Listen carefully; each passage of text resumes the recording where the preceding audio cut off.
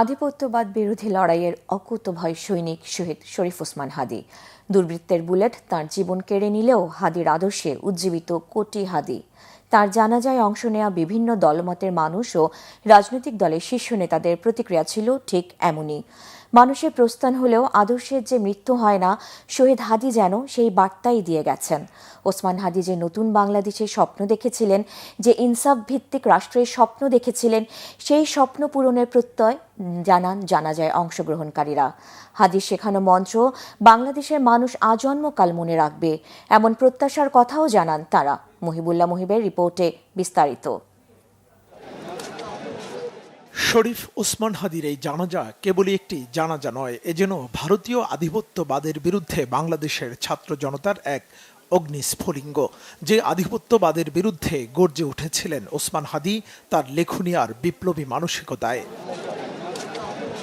যে স্ফুলিঙ্গ ছড়িয়ে পড়ে ফার্মগেট থেকে ধানমন্ডি ২৭, সংসদ ভবনের দক্ষিণ প্লাজার মাঠ ছাড়িয়ে মানুষের ঢলে ছেয়ে যায় মানিক মিয়া এভিনিউয়ের মহাসড়ক।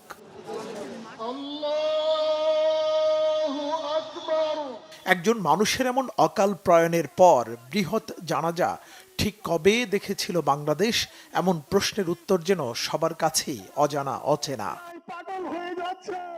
দলমত নির্বিশেষে রাজনীতিবিদ, আলেম উলামা, মসজিদের ইমাম, স্কুল কলেজ বিশ্ববিদ্যালয়ের ছাত্র, দিনমজুর কে নেই এই জানাজায়।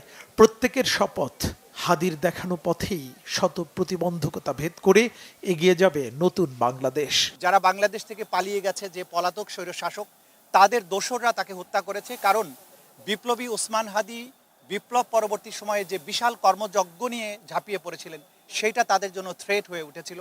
মানুষের অধিকারের জন্য কথা বলেছে, বাংলাদেশের স্বাধীনতা সার্বভৌমত্বের জন্য কথা বলেছে, এদেশের মানুষের অধিকারের জন্য কথা বলেছে। আমাদেরকে ওসমান হাদীর এই শোককে জাতীয় শক্তিতে পরিণত করতে হবে। স্বাধীনতা সার্বভৌমত্বকে ধারণ করবার মতো তারুণ্য যেন আমাদেরকে আরো উজ্জীবিত করে। ৭১ মহান মুক্তিযুদ্ধের মাধ্যমে স্বাধীনতা অর্জিত হলেও প্রকৃত মুক্তি আসেনি দুর্ভাগা বাঙালির জীবনে। পরাধীনতার শৃঙ্খল ভাঙতে বারবার রাজপথে ঢেলে দেয়া রক্তস্রোতে সামিল হলেও ওসমান হাদীর অসমাপ্ত কাজ এগিয়ে নেয়ার প্রত্যয় জানান সর্বস্তরের মানুষ। হাদীর সরলতা, হাদীর উচ্ছলতা, হাদীর সততা এবং রাজনৈতিক ব্যক্তি হিসেবে তার যে পড়াশোনা, তার যে জ্ঞান, এই সব কিছু মিলিয়ে হাদী বাংলাদেশের একটা ব্র্যান্ডে পরিণত হয়েছিল, একটা রাজনৈতিক ব্র্যান্ডে।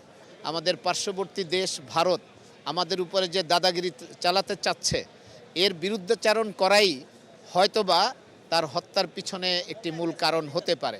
অনতি বিলম্বে এই সমস্ত দুষ্কৃতিকারীদের গ্রেপ্তার করে জনের সম্মুখে বিচারের দাবি জানাই। আমরা এই শোক কাটিয়ে উঠতে পারবো কিনা জানি না, কিন্তু ভবিষ্যতে এরকম জানে আমরা হাদীকে না হারাই। দুর্বৃত্তের বুলেট হাদীর জীবন কেড়ে নিলেও তিনি থাকবেন এদেশের কোটি মানুষের হৃদয়ে কাল থেকে কালান্তরে। মুহিবুল্লাহ মুহিব, বাংলা ভিশন, ঢাকা।